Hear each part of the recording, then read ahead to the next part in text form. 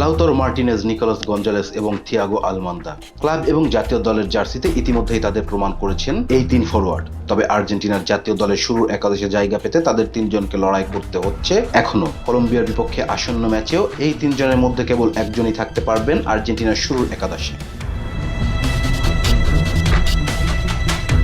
বিশ্বকাপ বাছাইয়ের ম্যাচে আগামী 11 জুন বাংলাদেশ সময় ভোর 6টায় কলম্বিয়ার বিপক্ষে মাঠে নামবে আর্জেন্টিনা। এই ম্যাচের জন্য ফরওয়ার্ড লাইন নিয়ে মধুর সমস্যায় আর্জেন্টাইন কোচ লিওনেল স্কলনি, কারণ একই পজিশনের জন্য লড়াই করছেন মার্টিনেজ, গঞ্জালেজ এবং থিয়াগোর মতো তিন স্ট্রাইকার। কলম্বোর ম্যাচে শুরুর একাদশে ফরওয়ার্ড লাইনে মোটামুটি জায়গা পাকা লিওনেল মেসি এবং হুলিয়ান আলভারেজের। এখন বাকি একটি পজিশনের জন্য লড়াই করা তিন তারকার মধ্যে।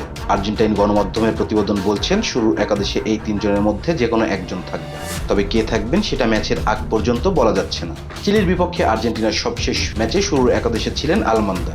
উইনিং কম্বিনেশন ভাঙতে না চাইলে হয়তো তাকে রাখতে পারেন স্কলনি, তবে সেই ম্যাচের জন্য অ্যাভেলেবেল ছিলেন না মার্টিনেজ এবং গঞ্জালেজ।